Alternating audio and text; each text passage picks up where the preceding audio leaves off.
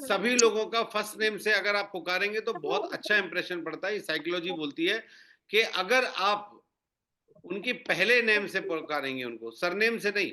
जैसे कई बार क्या होता है हम लोग बोल देते हैं, लेकिन पहले नाम से अगर बुलाएंगे तो बहुत अच्छा रहता है और काफी अच्छा प्रभाव पड़ता है। दूसरी बात, नेम के बाद उनको एक सम्मान देने के लिए हम लोग जी जरूर लगाएंगे। कोई भी नाम हो, जैसे मान के चलिए फूलचंद सर हैं तो हम फूलचंद जी बोलेंगे, हमेशा फूलचंद जी बोलेंगे, सिकंदर जी बोलेंगे, मिलन जी बोलेंगे। कभी भी डायरेक्ट नाम लेके नहीं बुलाएंगे, ये बात हमेशा याद रखिए, जितने भी हमारे फाइटर्स हैं। दूसरी चीज, जब भी हम हाथ मिलाते हैं, किसी से हाथ मिलाते हैं, तो आप लोगों को एक प्रैक्टिस करनी है कि हाथ कम से कम आपका 5 सेकंड मिनिमम, ज्यादा 10 सेकंड्स भी रह सकता है, लेकिन 5 सेकंड तक आपका हाथ मिलते रहना चाहिए। अगर हम किसी से हाथ मिलाते हैं तो ऐसा नहीं हाथ दिया और पकड़ लिया, हाथ बिल्कुल इस तरीके से 5 सेकंड तक आपको ऐसे ऐसे ऐसे ऐसे 5 सेकंड तक मिनिमम करना है। उससे क्या होता है, एक दूसरे में एनर्जी ट्रांसफर होती है। ये वैज्ञानिक प्रमाणिक है कि जब हम किसी का हाथ टच करते हैं या हमारा हाथ कोई टच करता है और हम भरपूर एक्साइटमेंट में होते हैं, हम एनर्जी में होते हैं, तो वो एनर्जी कुछ ट्रांसफॉर्मेशन उसके अंदर भी पहुंच जाती है, लेकिन वो तभी आती है जब कनेक्ट बनता है।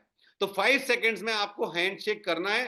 कोई भी इंसान ऐसा हाथ नहीं मिलाएगा, लो मछली सी पकड़ा दी और पकड़ लो आप हिला लो, ऐसा नहीं। बिल्कुल टाइट में आपने पकड़ना है ताकि सामने वाले को लगे कि यार बड़ा जोशीला इंसान है, बढ़िया टाइट पकड़ना है आपको।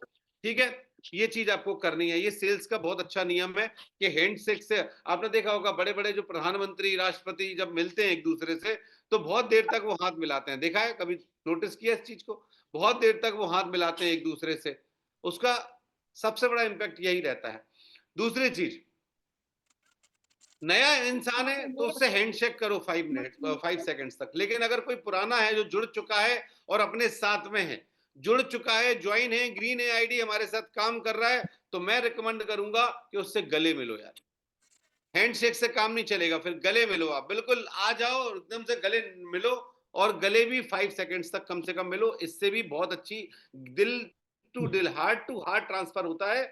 लेकिन ध्यान रखना, ये फीमेल टू फीमेल और मेल टू मेल ही होना चाहिए। ऐसा नहीं कि सर ने बोला था कि गले मिलो तो मेल फीमेल को मिल रहा है, फीमेल मेल, ऐसा नहीं चलेगा। ये डिसिप्लिन है। मतलब अगर लेडीज आपके टीम में है और लेडीज लीडर है तो वो आपस में गले मिल सकते हैं, कोई प्रॉब्लम नहीं है। मेल है वो आपस में मिल सकते हैं बहुत अच्छे तरीके से। ना आपको समझना है, ये सेल्स का बहुत अच्छा नियम है। दूसरी चीज, always have smile on the face. देखिए, हम सारे लोगों को ये बताया जाता है ट्रेनिंग में, और आपको तो पता है कि अगर 100% सफलता चाहिए तो 100% सफलता के लिए सबसे इंपॉर्टेंट है कि 90% आपके अंदर एक्साइटमेंट होना चाहिए, 90% आपके अंदर मुस्कुराहट होना चाहिए। 90% सफलता वहीं मिल जाती है कि अगर आप जुनून में हैं, अगर आप जोश में हैं, अगर आप मुस्कुरा रहे हैं तो।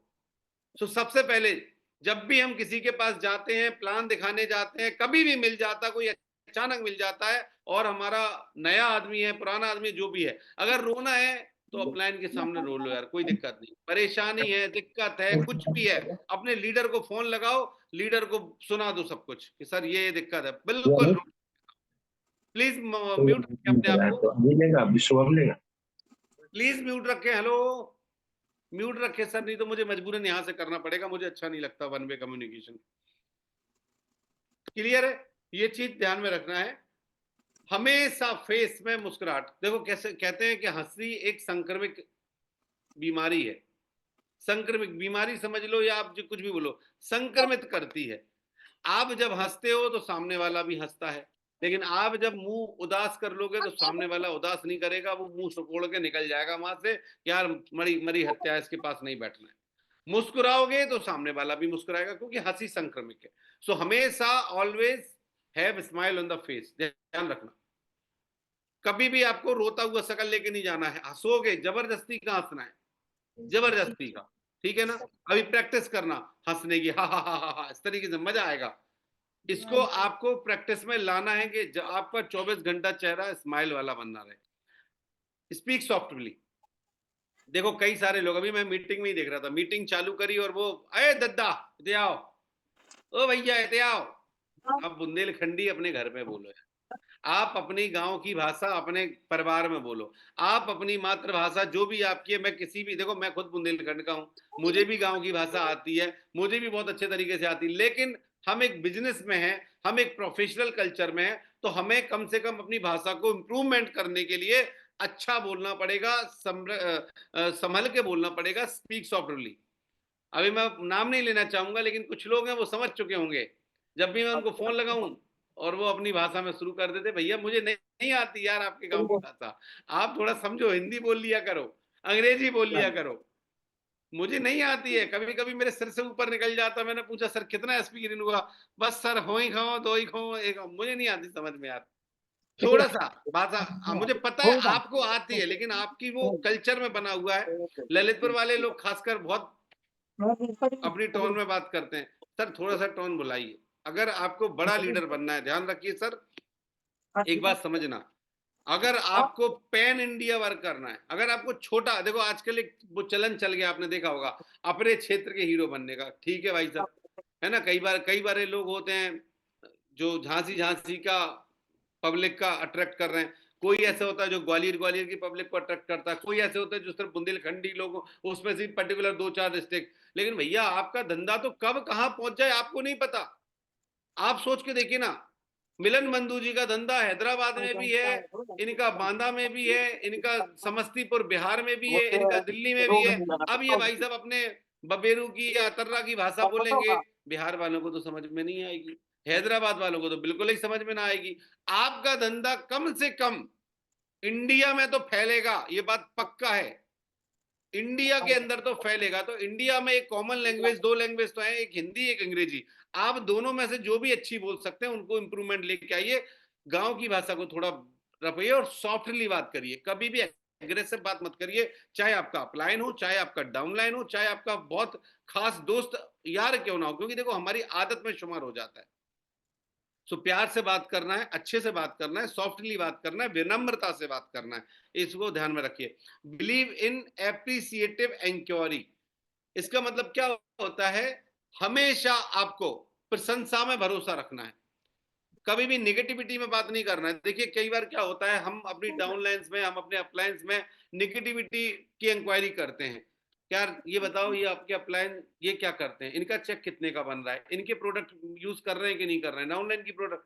ठीक है, अच्छी बात है, लेकिन मैं एक बात बोलता हूँ, उससे आपको कोई फायदा नहीं है, रत्ती भर भी फायदा नहीं है। ना तो आपका इससे चेक बढ़ेगा, ना तो आपका, देखिए मैं एक बात बोलता हूँ, मैंने पहले भी एक बात बोला था, इतने सारे आज संत महात्मा बाबा हैं, क्या वो सब दूध के धुले होंगे?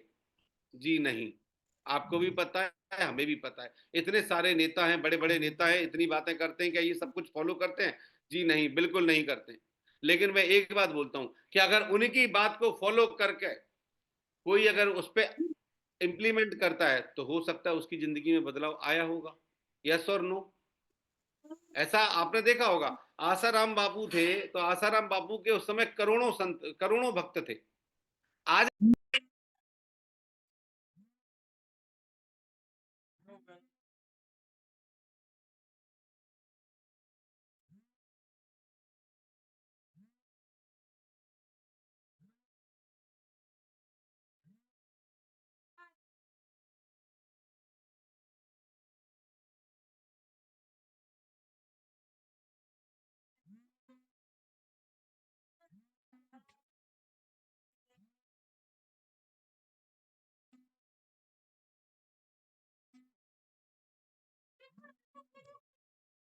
कि भाई एकदम नीचे जुड़ते चले